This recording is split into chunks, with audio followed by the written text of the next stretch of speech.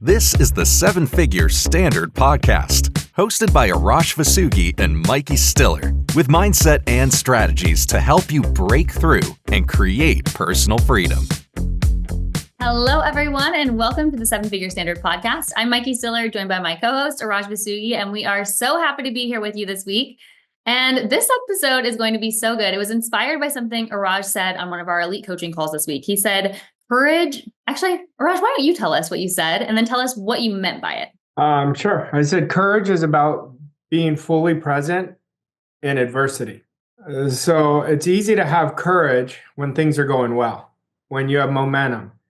But real courage is staying in the present moment, even though everything around you is not what you want. Because we've got to understand, before you achieve something great, before you achieve a quantum leap, it's going to look like everything's going against you. It's going to look like none of the results are working. That's why if you look at masters or elite performers, however you want to phrase it in your mind, the courage of an elite performer is their willingness to surrender. And every one of our goals demands a greater level of courage. Like if I look at me, I know my goal demands me to have more courage. If I already had enough courage, I would have already achieved it. So courage is willing to do the things before you're ready. And so I want everyone to look on a scale of 1 to 10, where's your courage muscle? Are you doing what you've always been doing? Like right now, as we're recording this, it's the end of January. So we can look at the first month and we could say, where was our courage? Did I really go out and dream big and be decisive in the moment? Or have I been waiting? Have I defaulted to my past self? Courage is so essential, but a lot of people don't measure their courage. They don't even think about their courage. And this is what is essential for you to keep transforming your life. Okay, I really want to dissect this entire statement, start to finish. And so let's start with courage. What would be your most simple definition of courage? I'm thinking about it. My most simple definition of courage is embracing failing. Because everything that I do, I don't know if it's going to work. Every action I take, I don't know what the outcome's going to be. I intend what the outcome's going to be, but I'm not attached to it. So a really good question to ask ourselves is, what fears and attachments am I still holding on to that my goal requires me to let go of? So courage is not about being comfortable. Mike, I was telling a client the other day, fear is designed to help us, not stop us. And a lot of people are stopped when they have fear, but fear is our subconscious mind telling us, go do that thing right away. And when we do that thing right away, there is no fear. But fear is a channel to say, hey, you're going off course. Go do this thing. It's going to create your acres of diamond. I love the way that you said that, because anyone who's experienced doing something, even though you had fear or even though you were afraid, has experienced the rate at which fear just dissipates completely once you get into action. So let's go into the next part of your original statement, the ability to stay present. Why is that essential? This is the key. We create our future in this present moment. And too many people are losing the present moment. So when you get frustrated, you're not frustrated in the present moment. You're frustrated on things that happened in the past, but you're owning it in the present moment, and it's a self-sabotager for what you're going to experience in the future. Mm-hmm. Focus is so important. Focus is your ability to stay present. Now, focus is what is going to achieve your goals. And we've got to look at less is more instead of focusing on too many things. Now, the majority of the people out there are completely distracted. And so they lose, when we're distracted, we lost our focus. A good thing I always ask our clients is, where are you distracted the most? And they're not even aware. They're not even aware. And I say, look at what you're saying yes to that you should be saying no to.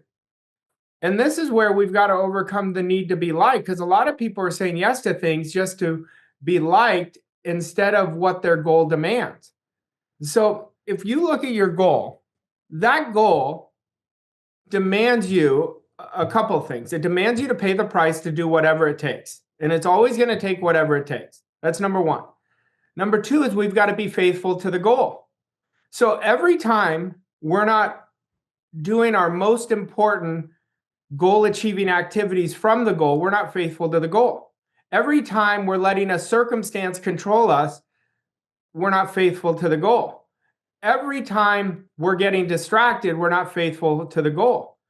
So once you start learning and training yourself to measure everything from the goal, then you're going to bulletproof yourself for success.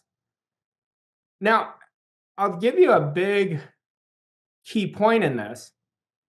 You cannot control the outcome. People are always measuring whether they're doing well by the result day to day. I don't look at it day to day. I set an intention every day, but I want to beat my personal best every day. That's what I want you to measure. Did I beat my personal best? Did I work on my top 3 goal achieving activities that I created 3 wins for the day? Was I grateful for everything that was showing up in my life? And did I install my processes? See, if that's what we're measuring, then over a 90-day period, the results are going to happen by default. Day to day, the results are going to be up and down. That's not how results are created. It's about being persistent and doing a few things in an even better way every day. It's just a few things. Now, I told you this, Mike, this week, and I tell all my elite clients this week, and I said, if I could get you to focus on the one strategy that would create the most exponential growth in your business, whatever that strategy is, for the next 11 months, would you be willing to do it? Now, everybody says yes, but our old program says, I can't just do one strategy, but watch what that one strategy will do. Maybe for some people, it's culture. Maybe for other people, it's service. I'm going to really improve my service. Or maybe it's really bulletproofing my sales funnels. Maybe it's how I communicate to my prospects. But that's the only thing you focus on for the next 11 months. Watch what's going to happen, because focus is shaping our results. So good. Okay, now let's get to the very end of the statement, which is somewhat of a qualifier, especially in adversity. Or especially when you're faced with adversity. What do you mean by that? And why is that such an important qualifier? Because we're always going to face adversity if our goal is big enough. Like every one of us is facing adversity, and you're going to face it on a day-to-day basis. And now some days you're going to feel no, because your mind is clear, you're working with momentum, and you've completely let go. But over a course of a week, you're going to have some adversity. But we don't want to give into the adversity, just like we don't want to give into the worry, doubt, and fear. We want to face that adversity and face the emotions that come up with it and deal with it. And you do it in the present moment. But here's the key. You have to know that you are so certain that even though you don't see the results, your goal is already achieved. And when you know that, how would you face the adversity? Like, that's what I want you to ask yourself. If I had already achieved my goal, how would I respond to this adversity? I'd be so much greater than my circumstances. My actions would be so much greater than my environment. I want everyone's thinking to be greater than their circumstance. That's courage. See, that is courage in itself. I know what's happening, but I know what's on the way. I know I'm going to just lock in on what I can focus on, and I'm going to get into action right away. I'm going to do it now. And then every action I take is going to be greater than the action I took the day before. It may be similar action, but I'm coming with a different attitude. I'm coming with a different belief. I'm coming with this knowingness. And that's how you overcome adversity. You don't overcome adversity, keep talking about it.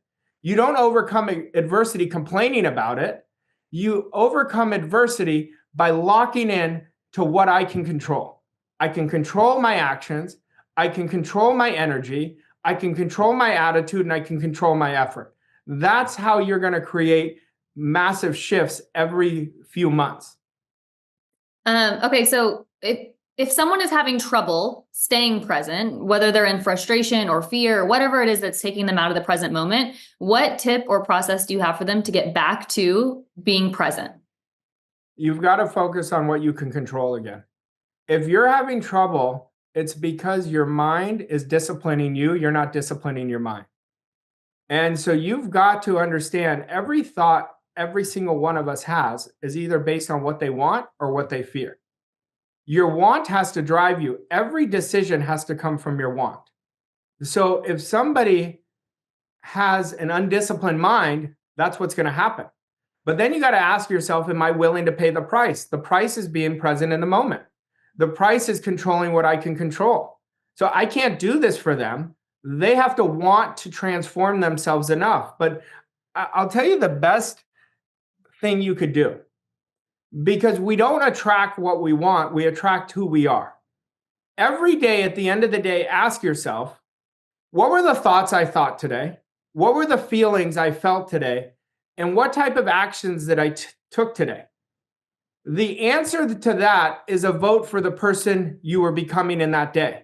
Now, you're either going to be one of three people that day. You're either going to default to your past self. That's the comfort level. That's the sabotaging self. You're going to default to your present self. So I'm doing the same things I did last year. That's not going to create what you want. Or you're going to put a vote towards your future self. So every day I ask myself this question, where was my vote for the person I was becoming? And then whatever the answer is, I course correct it for the next day. If it was my future, then I'm like, okay, I had a vote for what my intent was. And let's say it was my past self. I wasn't thinking that day. I was not thinking. So the next day, you don't beat yourself up. You course correct. Every time you have an old thought and you disrupt it and you said, that was who I used to be, you're literally rewriting the program. And we've got to start looking at the circumstances as an event. It's just an event. Oh, that client canceled. It's just an event. That's not going to control me. I have 365 days a year. I'm going to keep pivoting forward.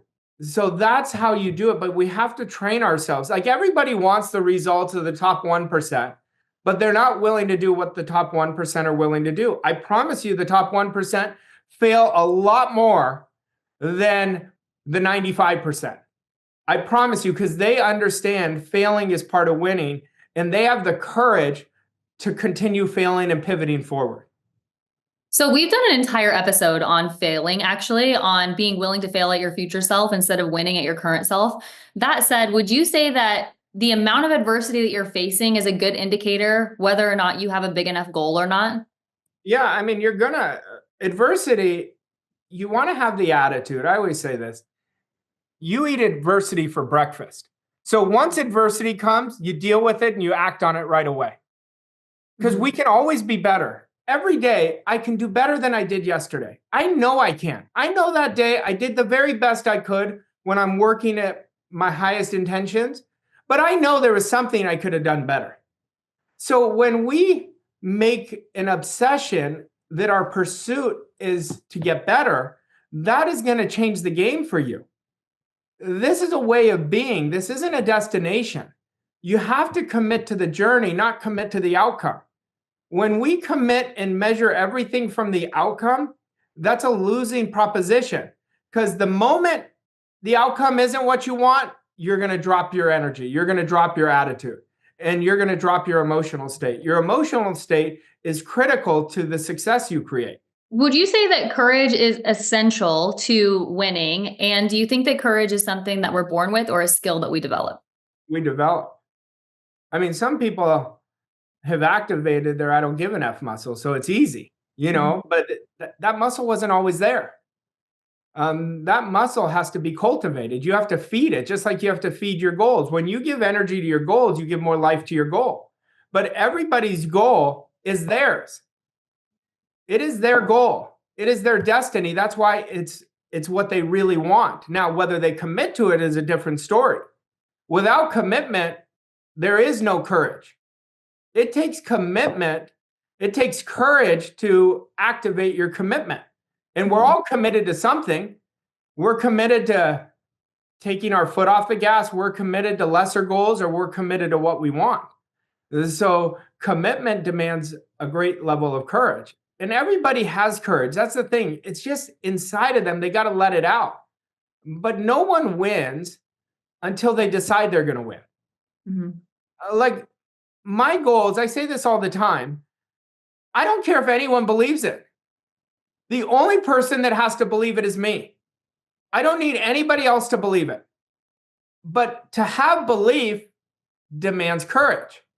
Because I don't see it right now, but I know that I know that I know that's where the courage is activated. So how do you think faith is activated? Faith is activated by courage. There is no faith without courage. So courage is so crucial to develop as part of our identity. And when you are so detached to the outcome, but you know it's coming, whether it's today, whether it's 6 months from now, whether it's 3 months from now, that'll be dependent on the intensity of your assumptions. If you want to speed up the time, it's the intensity of your assumptions of what you're accepting and the conviction of your faith. You know what I love about this topic and about courage is that nobody can give you courage. You've got to do it yourself. You've got to build your own courage. And you do that through having courage. So like the more courage you have, the more courage you're going to have. Well, it gets easier. Yeah. It gets a lot easier. Like if I could tell anybody this one statement that transformed my life, it was constantly living out of my comfort zone. Constantly living out of my comfort zone. You know, someone on our team asked us this week, last year, what were the best things you did? And I took a minute to think about it. I thought it was a hell of a good question. And then they were asking me the process I took. I said, there's 2 things that I did last year better than I've ever done. One was getting out of my comfort zone. And the second one was sharpening my focus. Those were the 2 things that changed the game for me last year. Yeah. And that's what I encourage everyone to do. All right, Arash, let's bring this in for a landing. What is a good action step for this week? So I want you to look at so far in January, where is your courage muscle at? And understand if it's not increasing, you're defaulting to your past or present self. Then at the end of each day, I want you to commit to asking yourself and measuring this question. And do it for the month of February. Just do it for 30 days. That I want every day at the end of your workday, say, what were the thoughts that I thought?